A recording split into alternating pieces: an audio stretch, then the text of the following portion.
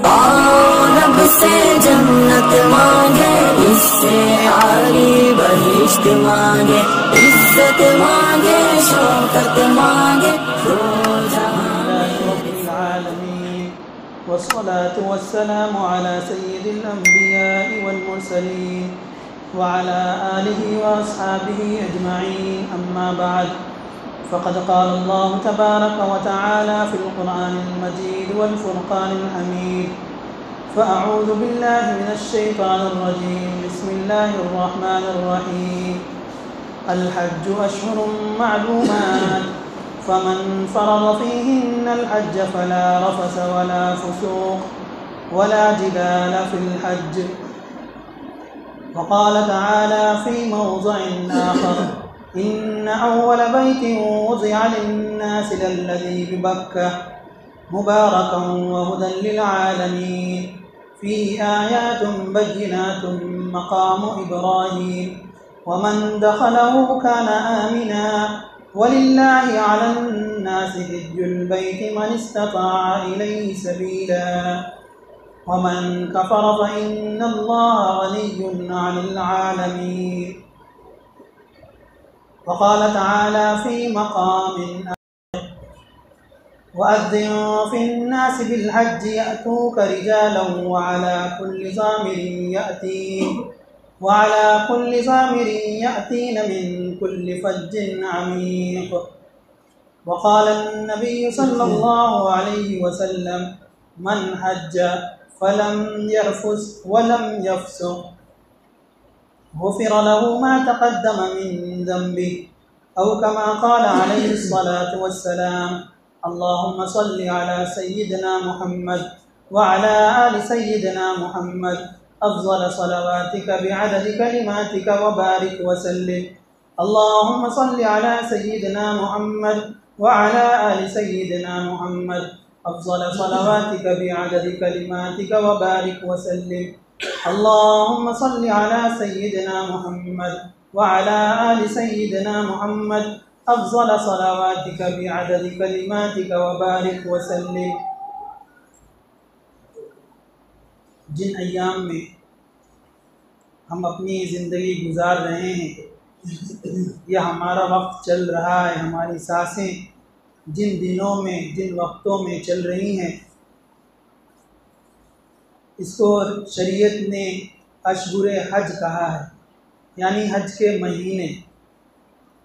हज के महीने कुरान करीम में अल्लाह तबारक व तआला ने फरमाया, अल हज्जु अशहुरुम मालूमात, कि जो हज के महीने हैं वो बिल्कुल सबको मालूम है। वो हज के महीने कौन कौन से हैं? एक वो महीना जो अभी गुज़रा है, शव्वाल का महीना है, जिसके ताल्लुक़ से अल्लाह के नबी हम गौर करें तो रमज़ान से लेकर के ज़िलहिज्जा तक अल्लाह तबारक व तआला ने इबादत का एक सिलसिला जारी फरमाया है। रमज़ान का महीना इबादत, वो इबादत जो गैर रमज़ान में नहीं हो सकती। उसी तरह से शव्वाल का ये अशहुरे हज में आता है, हज का महीना है। इस महीने के अंदर अल्लाह के नबी सल्लल्लाहु अलैहि वसल्लम ने फरमाया, किसी ने अगर 6 रोज़े रख लिए रमज़ान के रोज़े के बाद 6 रोज़े, तो अल्लाह तबारक व तआला उसे साल भर गोया के रोज़ा रखने का सवाब इनायत करेगा। ये बात समझ में नहीं आती है कि 6 का कैसे होगा साल भर का। हम गौर करें कि अल्लाह तबारक व तआला के यहाँ एक नेकी का सवाब 10 है। हमने रमज़ान के अंदर 30 रोज़े रखे, अगर हम उसको 30 को 10 से ज़रब देते हैं तो कितने हो जाते हैं? 300 हो जाते हैं। तो 300 ये हो गए। अल्लाह के नबी सल्लल्लाहु अलैहि वसल्लम ने मज़ीद 6 रोज़े की हम लोगों को रग़बत दिलाई कि 6 रोज़े और रख लीजिए। तो हमने 6 रोज़ा रखा, 6 को 10 से मारेंगे 60 हो जाएगा। गोया के 360 जो साल के दिन होते हैं हमको सवाब मिल रहा है। इस एतबार से फिर अगला महीना जो हम अभी चल रहा है, ये महीना ये ज़िलक़ादा है। अल्लाह के नबी सल्लल्लाहु अलैहि वसल्लम ने जितने भी मदीने मुनव्वरा पहुँचने के बाद उम्रा किए हैं, सारे उम्रे इसी महीने में किए हैं। ज़िलक़ादा इस एतबार से इसका तक़द्दुस बढ़ जाता है। उसके बाद ज़िलहिज्जा का महीना आता है जिसमें जो हज के अरकान अदा किए जाते हैं। गोया कि इसलिए 3 महीने जो है हज के सफ़र किए जाते हैं, वहाँ पहुँचे जाते हैं। उम्रा हज का उम्रा है या वो दीगर। तो अल्लाह तबारक व तआला ने कुरान करीम में फरमाया कि अल-हज्ज अशहुरुम मालूमात फमन फ़रज़ फ़ीहिन्नल हज्ज फ़ला रफ़सा वला फ़ुसूक़ वला जिदाल फ़िल हज, कि कोई भी अगर हज का क़स्द कर लेता है, अगर उस पर हज फ़र्ज़ है। हज किस पर फ़र्ज़ है?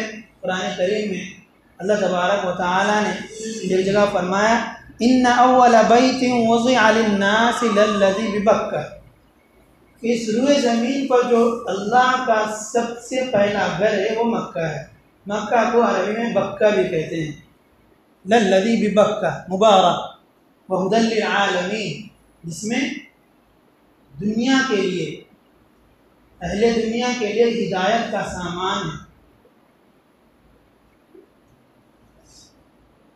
और उसमें मुबारका भी है कि मुबारका, इसमें बाबरकत घर है ये। चुनांचे जिन जिन लोगों ने हज किया है, कभी आप नहीं देखेंगे कि वो गरीब और मुफलिस हो गया हो हज की वजह से। अगर वो गरीब और मुफलिस होता है, गोया कि अल्लाह तबारक व तआला सही नहीं कह रहे हैं, नौज़ु बिल्लाह। अल्लाह तबारक व तआला कह रहे हैं कि वो तो बाबरकत घर है। तो जो भी वहाँ जाएगा इफ्लास की वजह से, तंगदस्ती की वजह से अगर हम छोड़ रहे हैं हज को कि माल घट जाएगा, गोया कि अल्लाह की किताब पर हमारा यकीन नहीं, अल्लाह की बातों पर हमें भरोसा नहीं है। तो आपने कभी नहीं देखा होगा कि किसी ने हज किया और मुफलिस हो गया हो, किसी ने हज किया और गरीब हो गया हो। हाँ, उसके बरअक्स आपने देखा होगा कि हज किया, अल्लाह तबारक व तआला ने बरकतों से मालामाल कर दिए। अब बरकतें सिर्फ ये नहीं कि 1 रुपये थे तो 10 रुपये हो गए। बरकत का मतलब ये भी होता है कि आपने एक चीज़ ख़रीदी, हमने ये मोबाइल ख़रीदा, मोबाइल की वारंटी उसने 6 महीने, और ये इसमें कुछ भी ख़राबी नहीं हुई, 1 साल हो गया, ये बरकत है। हमने गीज़र ख़रीदा, बाद लोग ख़रीदते हैं 1 महीना भी नहीं होता है, उसमें मसले पैदा हो जाते हैं, गोया कि बरकत नहीं है। और कि कोई किसी को देखिए 2 साल होने के बावजूद इसमें कोई ख़राबी नहीं है। बरकत का ये मतलब होता है। बरकत का ये मतलब नहीं है कि 1 लाख रुपए है वो 3 लाख हो जाएंगे। बरकत का ये मतलब है कि जो चीज़ें आप ख़रीद रहे हैं आपके इस्तेमाल में, वो उसमें अल्लाह तबारक व तआला खैर डाल देता है, तो वो ज़्यादा दिन तक चलती है खैर। तो अल्लाह तबारक व तआला ने जहाँ कहा कि ये मेरा पहला घर है, ये बाबरकत घर है, तो जो भी वहाँ जाएगा बरकतें लेकर के आएगा, हिदायत वाला घर है। फ़ीही आयातुन बय्यिनात, इसमें वाज़ेह निशानियाँ हैं, कुदरत की निशानियाँ हैं उसके अंदर। हज के अंदर आप जाइए, देखिए अजीब सा समा होता है, दीवानावार लोग तवाफ़ कर रहे हैं, दीवानावार लोग तलबिया पढ़ रहे हैं, लब्बैक अल्लाहुम्मा लब्बैक। उसी के अंदर फिर आगे फरमाया फ़ीही आयातुन बय्यिनातुन मक़ाम इब्राहीम, मक़ाम इब्राहीम भी काबतुल्लाह के अंदर। ये मक़ाम इब्राहीम क्या है? जब इब्राहीम अलैहिस्सलाम और इस्माईल अलैहिस्सलाम काबतुल्लाह की तामीर कर रहे थे, उस वक्त अल्लाह तबारक व तआला ने जन्नत से एक पत्थर भेजा था जिस पर पैर रख करके दीवार को ऊंची किया करते थे, तो उसको मक़ाम इब्राहीम, जहाँ पर 2 रकात नमाज पढ़ते हैं, जो लोग गए उनको पता है।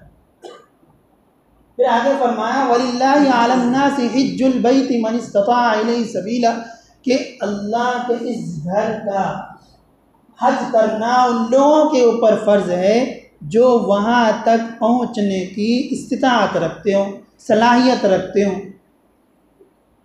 यानी कि जिस शख्स के पास भी इतना माल हो कि वो वहाँ पहुँच सकता है और रह करके अपना खर्च चला सकता है वहाँ, और यहाँ भी बच्चों का खर्च भी पूरा हो जाए उससे, और फिर वापसी हो जाए, उसके ऊपर हज फर्ज़ है।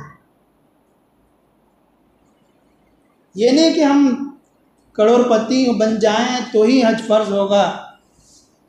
हमने बहुत सारे बहाने तलाश कर रखे हैं। अब्बा ने हमारे अभी तक हज नहीं किया, मेरा हज नहीं होगा, कहाँ लिखा हो? इसका मतलब ये थोड़ी है कि अब्बा ने नमाज नहीं पढ़ी तो हम भी नमाज नहीं पढ़ेंगे। मतलब तो यही हुआ ना, आप जो इस्तिदलाल कर रहे हैं, लोगों में ये ज़ोम और ये गुमान, ये बात फैली हुई है कि वालिदैन ने हज नहीं किया तो बेटा अगर हज करेगा तो हज नहीं होगा, वालिदैन ने नमाज नहीं पढ़ी, बेटा नमाज पढ़ेगा तो नमाज नहीं होगी। ऐसा है क्या? वालिदैन अपनी कब्र में जाएंगे, अगर उनके ऊपर हज फ़र्ज़ है और उन्होंने नहीं किया तो उनका वबाल उनके सर। आप करवा दें, अल्लाह ने इस्तिताअत रखी है तो, दे रखी है तो। लेकिन इसका ये मतलब नहीं है कि अम्मी अब्बा ने हज नहीं किया तो हमारा हज नहीं होगा। नहीं, आप अपनी कब्र में जाएंगे, आपसे अलग पूछा जाएगा, उनसे अलग पूछा जाएगा।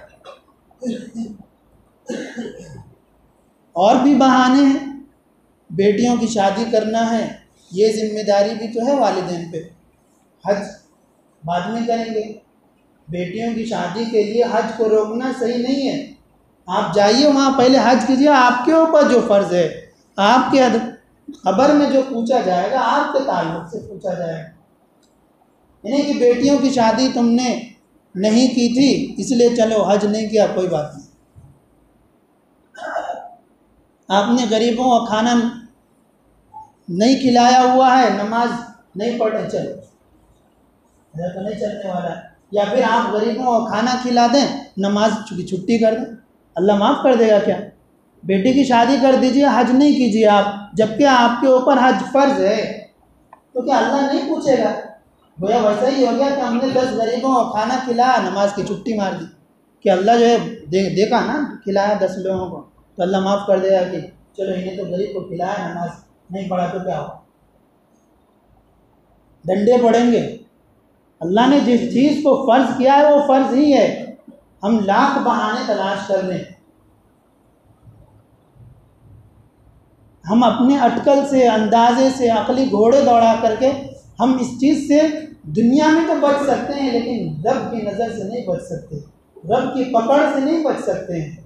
तो अल्लाह तबारक व तआला ने जो हज फ़र्ज़ किया है, हज फ़र्ज़ होने के लिए क्या चाहिए? ज़ाद और राहिला, यानी जाने का तोशा, आने का तोशा और सवारी का खर्च। फ़ुक़हाए किराम ने यहाँ तक लिखा है कि अगर किसी शख्स के पास सिर्फ इतने ही पैसे हो कि वो मक्का तक ही पहुँच सकता है, मदीने मुनव्वरा की ज़ियारत नहीं कर सकता है, तो उस पर लाजिम है कि मक्का तक ही पहुँचे। हालांकि कितनी बड़ी सआदत की बात है मदीने मुनव्वरा को पहुँचना, रसूलुल्लाह सल्लल्लाहु अलैहि वसल्लम के रोज़े की ज़ियारत करना और सलाम करना। लेकिन फ़ुक़हा ने यहाँ तक कह दिया कि अगर वहाँ की इस्तिताअत नहीं है तो अपना फ़र्ज़ उतारने, क्योंकि मदीने की ज़ियारत फ़र्ज़ नहीं है, मदीने की जो ज़ियारत है ये फ़र्ज़ नहीं है। हाँ, ये बहुत बड़ी फ़जीलत है, सआदत की बात है कि वहाँ हम पहुँचे, लेकिन काबतुल्लाह का हज, बैतुल्लाह का हज, मस्जिद हराम के अंदर हज, मुज़दलिफ़ा है, अरफ़ात है, मिना है, रमिय जमरात है, इन तमाम अगर कोई कर लेता है, मदीना नहीं पहुँच पाता, उसके ज़िम्मे से फ़र्ज़ साबित होता है।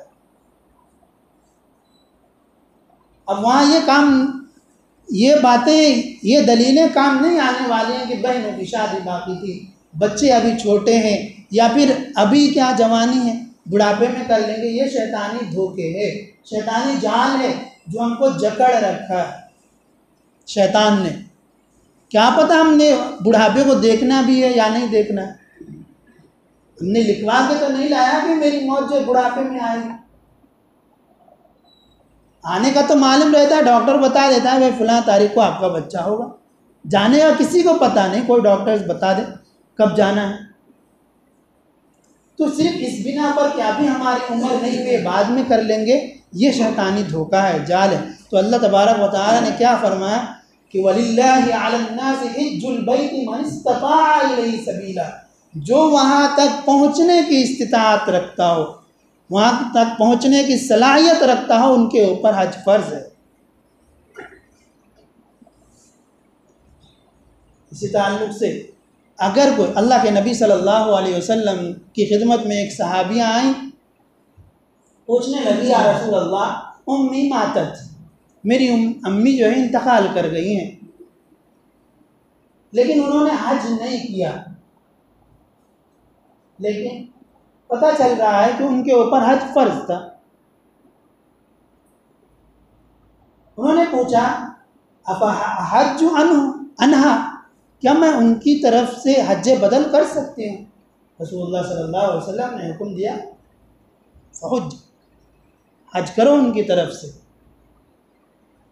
अगर हमारे वालिदैन ने हज नहीं किया है, उनके ऊपर हज फर्ज, तो उनसे पूछोगी, लेकिन नेक सीरत और नेक खसलत और नेक औलाद जो होती है वालिदैन की तरफ से हज बदल करवा। फिर हज बदल में भी हमारे लोग डंडी मार देते हैं। क्या डंडी मारते भाई? हम यहाँ रहते पुणे के अंदर, भाई इतना दूर, इतना खर्चा, क्या करेंगे? अरे ऐसा करते ना, वहाँ जो अपना फला बंदा है उनको वहाँ से हज करा देते ना। रियाज में जो अपना एक बंदा है उनको बोल देते, ज़रा मेरी तरफ, मेरे अब्बा की तरफ से हज कर दे या मेरी तरफ से। अल्लाह तबारक व तआला सब देख रहा है। हज अपने मकाम से फ़र्ज़ होता है, जहाँ बंदा सुकूनत इख्तियार किया हुआ। अगर वो यहाँ रहता था तो यहाँ से किसी को भेजना है, ये नहीं कि रियाज से वहाँ भेज दिए, 200 रियाल में हज होगा, नहीं चलेगा। अल्लाह को ये पसंद नहीं है। तो बतलाने का मकसद ये था कि अल्लाह तबारक व तआला ने हज हर उस शख्स पर फ़र्ज़ किया है जो वहाँ तक पहुँचने की इस्तिताअत रखता हो। इसमें ये नहीं है कैद कि कोई करोड़पति हो तो ही हज करेगा, कोई लखपति हो तो ही करेगा, नहीं। हाँ, एक चीज़ में शरीयत ने इजाज़त दे रखी है, तुम हज ना करो उस वक्त तक। वो क्या है? बेटियों के रिश्ते नहीं हैं, बेटों के शादियाँ नहीं हैं, वो है कर्ज़।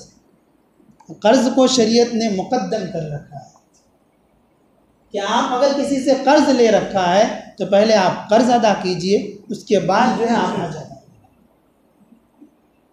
ये नहीं कि कर्ज़ पे कर्ज़ है और लोगों के हुकूक हमारे ज़िम्मे फ़र्ज़ है और एक जा रहे हम वहाँ पहुँचे हाजी कहलाना, हाजी साहब हज करके आएंगे। अल्लाह के नबी सल्लल्लाहु अलैहि वसल्लम वहाँ पहुँचने के बाद अल्लाह तबारक व तआला ने कुरान में कहा कि वो बाबरकत ज़मीन है। वहाँ पहुँचने के बाद आपको अंदाज़ा होगा कि किस तरह वहाँ पर अल्लाह तबारक व तआला बारान रहमत,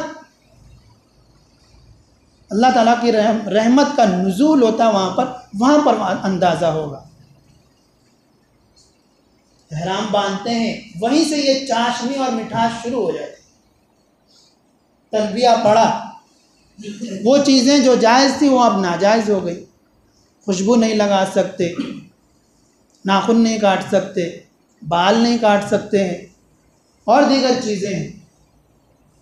सिर्फ 2 चादर के साथ पहुंचना ये इंसान को याद दिलाता है कि बंदे उस वक्त, एक वक्त ऐसा भी आएगा कि तेरी बॉडी के अंदर जान तो नहीं होगी, ये 2 चादरें तेरी बॉडी पे होंगी। कफन की याद ताज़ा, मौत की याद ताज़ा करते। ये जो एहराम हम बांधते हैं, हम ये समझते हैं कि 2 कपड़े लपेट लिए हो गया एहराम। बहुत सारी शराइत और क़ुयूदात इसके अंदर है। वो चीज़ें जो नाजायज़ पहले से जायज़ थी अब नाजायज़ हो जाएंगे, हराम हो जाएंगे, उसके करने पर दम देने पड़ते हैं। खैर, अब यहाँ से आप वहाँ पहुँच रहे हैं, तवाफ़ करेंगे। तवाफ़ के अंदर दुनिया में कोई ऐसी इबादत नहीं है कि जो तवाफ़ से ज़्यादा लज्जत बख्श हो। वहाँ तो अनवार तजल्ली, अल्लाह तबारक व तआला के तजल्लियात के अनवार बरसते हैं ना वहाँ पर, तो करीब से देख रहे होते हैं। जो चाशनी और मिठास वहाँ पर, जो मज़ा है किसी और चीज़ में, दुनिया की किसी चीज़ में नहीं है कि काबतुल्लाह है, अल्लाह का घर है, हम उसके लिए चक्कर लगा रहे होते। खराबी इसमें भी आ जाती है हमारे अंदर। वहाँ पहुँचने के बाद बहुत सारी गैर शरई उमूर को हम अंजाम देने लग जाते। अल्लाह हमारी हिफाजत फरमा। जब वहाँ पहुँचने की सआदत नसीब हो तो हमें वक्त को गनीमत समझना चाहिए। ज़्यादा से ज़्यादा हम इबादतें वहाँ पर करनी और ज़्यादा से ज़्यादा तवाफ़ करने चाहिए। एक बुजुर्ग के बारे में आता है कि वो रोज़ाना 70 तवाफ़ किया करते थे।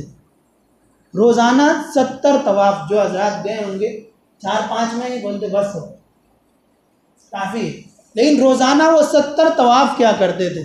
एक तवाफ़ के 7 चक्कर होते हैं, तो टोटल कितने चक्कर हो गए? 490, 490 चक्कर हो गए। और हर तवाफ़ के जो है ना 2 रकात पढ़ते हैं, 2 रकात। अब 70 तवाफ़ के 2 रकात पढ़ेंगे तो 70 70 140। बूढ़े हैं ये, उस उम्र में बुढ़ापे में ये हाल है कि 70 तवाफ़ और 140 रकातें पढ़ी जा रही हैं वहाँ पहुँच करके। लेकिन अब देखें क्या बूढ़े, क्या जवान और क्या बच्चे, रील बन रही होती है, रील्स, फोटो खिंचवाए जा रहे होते हैं, तस्वीरें खिंचवाई जाती। भाई नाखून काटना कोई गुनाह था क्या?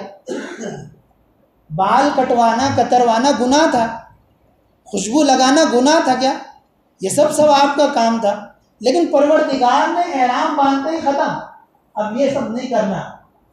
अल्लाह के सामने आजिज़ी और इंकिसारी और फ़कीर बन करके जाए वहाँ पर आना है। लेकिन जो चीज़ पहले से नाजायज़ और हराम, वहाँ जा कर के भी वो हराम काम कर रहे होते हैं, तस्वीरें और रील्स बना रहे होते हैं। अल्लाह हमारी हिफाजत फरमाए। तो किसी बहाने की वजह से शादी करना है, घर बनाना है, या फिर बुढ़ापे में करना है, इन चीज़ों से हज जो फ़र्ज़ होता है वो साक़ित नहीं हो जाता है। जो शख्स भी वहाँ पहुँचने की इस्तिताअत रखता है और तो उनके ऊपर हज फ़र्ज़ है, हाँ कोई भी हो। अगर कोई वहाँ पहुँच गया और अल्लाह तबारक व तआला ने तौफ़ीक़ दी कि वो किसी तरह का फ़हश काम नहीं किया, अल-हज्जु अशहुरुम मालूमात फमन फ़रज़ फ़ीहिन्नल हज्ज फ़ला रफ़स नहीं किया, वला फ़ुसूक़ फ़िस्क़ फ़ुजूर वाला काम नहीं किया, फ़ोटो नहीं खिंचवाया, वला जिदाला और न किसी से बहस व मुबाहसा किया। अल्लाह के नबी सल्लल्लाहु अलैहि वसल्लम ने फरमाया, एक हदीस में हज़रत अबू हुरैरा रज़ी अल्लाह अन्हु से मरवी है कि रसूलुल्लाह सल्लल्लाहु अलैहि वसल्लम ने फरमाया, मन हज्ज फलम यरफुस वलम यफसुक, जिसने हज किया यानी हज्ज मबरूर। हज्ज मबरूर कब होता है? जब उसने रफस नहीं किया, फिस्को फुजूर वाला काम नहीं किया। अल्लाह के नबी सल्लल्लाहु अलैहि वसल्लम फरमाते हैं, गुफ़िर लहु मा तक़द्दम मिन ज़म्बि, उसके तमाम पिछले गुनाह माफ़ कर दिए जाते हैं। एक और रिवायत में अल्लाह के नबी सल्लल्लाहु अलैहि वसल्लम ने फरमाया, मन हज्ज लिल्लाह, जिसने अल्लाह के लिए हज किया, दूसरों को दिखाने के लिए नहीं, बताने के लिए नहीं, हाजी कहलवाने के लिए नहीं और लिखवाने के लिए नहीं। मन हज्ज लिल्लाह, खालिस अल्लाह के लिए हज किया। फलम यरफुस वलम यफसुक, उसने रफस वाला काम नहीं किया, फिस्को फुजूर वाला काम नहीं किया, यानी खुदा की नाफरमानी या जिन चीज़ों से मना किया गया वो काम नहीं किया। अल्लाह के नबी सल्लल्लाहु अलैहि वसल्लम खुशखबरी दे, रजअ कयौमिन वलदतहु उम्मुहु, वो इस तरह लौटेगा वहाँ से जिस गुनाहों से पाक साफ होकर के जैसा कि उसकी माँ ने आज उसको जना हो। यानी जिस तरह बच्चे के ऊपर किसी तरह का कोई वबाल नहीं होता है, कोई गुनाह नहीं होता, उस तरह से वो लौटेगा। कब? जब उसके शराइत को पूरे किए जाएं, उसके क़ुयूदात की पाबंदी की जाए, तभी जाकर के ये सआदत नसीब होगी। ये हज का महीना चल रहा है, हमें भी दुआ करनी चाहिए कि अल्लाह तबारक व तआला हमें भी वो सआदत नसीब करे कि हम अल्लाह के घर को करीब से अपनी सर की आँखों से सामने से देख सकें और रसूलुल्लाह सल्लल्लाहु अलैहि वसल्लम के शहर की भी ज़ियारत कर सकें। अल्लाह तबारक व तआला हमें कहने सुनने से ज़्यादा अमल की तौफ़ीक़ अता फरमाए। आमीन। व आखिर दावाना अल्हम्दुलिल्लाहि रब्बिल आलमीन।